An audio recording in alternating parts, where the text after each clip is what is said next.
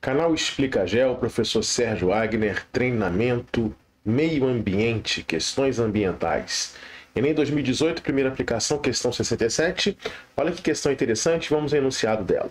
Diz assim: a dinâmica hidrológica expressa nesse gráfico aqui demonstra que o processo de urbanização promove, beleza? Então ele vai nos mostrar uma dinâmica hidrológica e a gente quer saber como que a urbanização ela contribui para essa característica que a gente vai ver, para essa dinâmica apresentada no gráfico. Vamos entender esse gráfico, beleza? Esse gráfico ele vai apresentar duas informações. Aqui no gráfico de barrinhas, as precipitações, chuva, basicamente chuva. As precipitações são sempre expressas em milímetros, tudo bem? E esse volume de água, essa quantidade de água, ela vai ser representada aqui no eixo das ordenadas. Então, o que significa 10 milímetros de água, 10 milímetros de chuva? Significa dizer 10 litros de água em cada metro quadrado. Ah, isso é 1 milímetro de chuva, 1 litro d'água por metro quadrado. 50 milímetros de chuva, 50 litros d'água por metro quadrado. Então a primeira informação é em barrinhas, a gente tem aqui chuva, né? Então a gente tem uma chuva que ela vai ter uma durabilidade, onde que a gente vê a durabilidade? No eixo das abscissas, tá? Então a gente tem aqui o tempo em horas. Então 1 hora, 2 horas, 3 horas. Então veja que eu tenho um fenômeno de precipitação representado pelas barrinhas de 3 horas. 0, 1, 2, 3 horas. Choveu mais entre a primeira e a segunda hora, tudo bem? Choveu aqui 57, 58 milímetros, aqui um pouco mais de 60, aqui um pouco mais de 30. Tudo bem? Beleza? Então esse foi o evento de chuva. O que esse evento de chuva vai provocar? A vazão da água. Como é que essa água vai se comportar como consequência da chuva? Aí ele mostra dois comportamentos nesse gráfico. O comportamento em áreas urbanizadas e o comportamento em áreas não urbanizadas. O que você percebe no comportamento em áreas urbanizadas?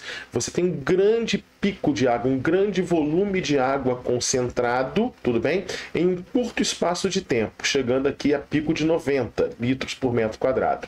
E numa área não urbanizada, você tem uma curva mais achatada e mais prolongada. Então você vê que o pico é menor em termos de volume d'água, de comportamento da água pós-evento precipitação, ou até durante, em parte do evento precipitação, e aqui uma curva mais achatada e mais prolongada, né? Então enquanto você tem esse pico aqui que acontece em apenas 1 hora e meia, aqui o pico ele tem uma durabilidade maior. Tudo bem? Beleza? Então ele está mostrando essas duas situações. Por que isso acontece com um pico alto, né, de vazão numa área urbanizada e não numa área não urbanizada? Por conta da questão da cobertura, da impermeabilização maior ou menor da superfície.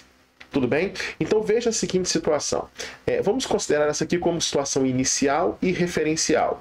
Nós temos aqui uma área arborizada, uma área não urbanizada, uma área com cobertura natural do solo, que nenhuma urbanização, nenhuma casinha, prédio, absolutamente nada. Teve o evento de chuva. O que acontece com essa água da chuva? Vamos lá? Acompanha aqui comigo. Cerca de 40% dessa água da chuva é absorvida pelas plantas e árvores e depois volta para a atmosfera na forma de evapotranspiração. Tudo bem? Cerca de 10% dessa água escoa superficialmente. E ela geralmente, quando escoa sobre a superfície, ela vai descendo procurando o nível de base, que são basicamente os rios, ou os lagos, ou até o nível do mar. Tudo bem? Beleza? 25% dessa água infiltra a baixa profundidade. Então a gente chama isso de infiltração subsuperficial. E 25% dela infiltra a grande profundidade. Na verdade, a infiltração a grande profundidade tem um nome específico, que se chama percolação. Tudo bem? Então, do evento de chuva numa área de cobertura natural, 40% evapotranspira, 10% escoamento superficial, 25% infiltração a baixa profundidade, superficial, e 25% grande profundidade, percolação. Beleza? Bacana. Agora veja a seguinte situação.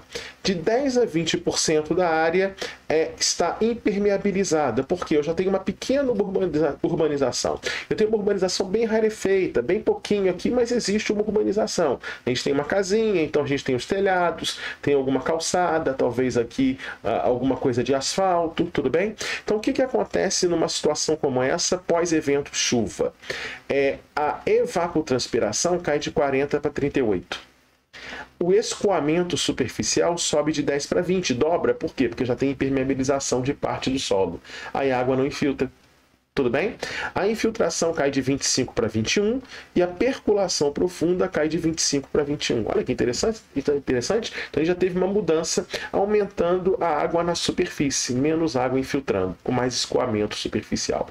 Agora vamos aprofundar essa urbanização, logo a impermeabilização. Veja essa situação onde de 35 a 50% do solo está impermeabilizado por asfalto, por concreto, né? Os telhados. Então eu tenho uma urbanização mais intensa aqui de residências. Tudo bem? A evapotranspiração, vamos pegar sempre a de cobertura natural como referência, cai de 40 para 35. O escoamento superficial sobe de 10 para 30. Então veja que ele subiu de 10 para 20, agora para 30. Tudo bem? A infiltração a baixa profundidade cai de 25 para 20. E a percolação, infiltração profunda, cai de 25 para 15%. E aí a gente chega no extremo de uma intensa urbanização, solo muito impermeabilizado, de 75 a 100% de impermeabilidade do solo, asfalto, cimento, etc., calçamento e tal, né? Então, pegando aqui como referência, a evapotranspiração cai de 40 para 30, o escoamento superficial vai de 10 para 55, olha, aumentou de 10 para 20, para 30 e agora 55.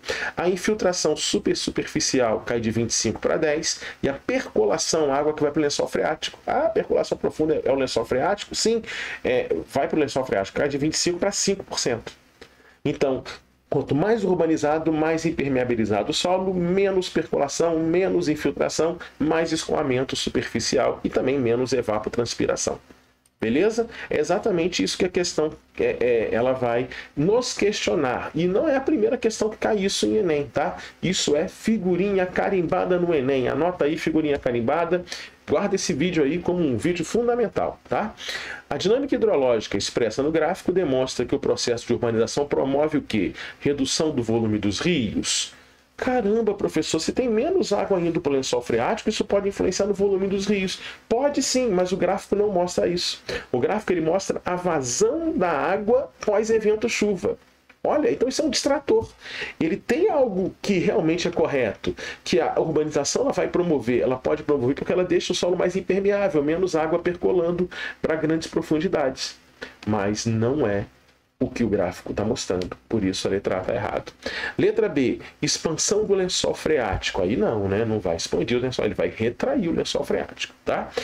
Letra C, diminuição do índice de chuvas. Pode até diminuir o índice de chuvas, porque você tem menos evapotranspiração, mas mesma coisa que a letra A. Aqui está falando sobre a vazão da água. Então a gente tem que se deter à informação do gráfico. Outro distrator aí, letra C.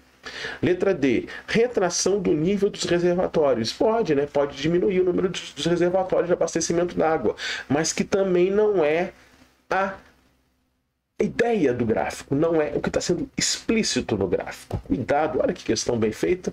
E tem que ter muito cuidado para a gente não tropeçar e não vacilar nela. E a alternativa que é a alternativa correta. Ampliação do escoamento superficial. Sim, né?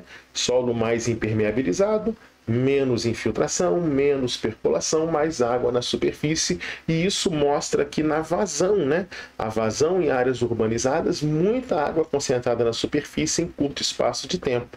Quanto menos urbanizada, quanto mais natural, aí você tem, você diminui a possibilidade de ter mais água na superfície em um curto espaço de tempo. Então você achata a curva. Sabe qual é o resultado disso? Menor probabilidade de enchentes nas áreas menos urbanizadas, maior probabilidade de enchente nas áreas mais urbanizadas. Esse é o objetivo da questão. Beleza? Curte o vídeo?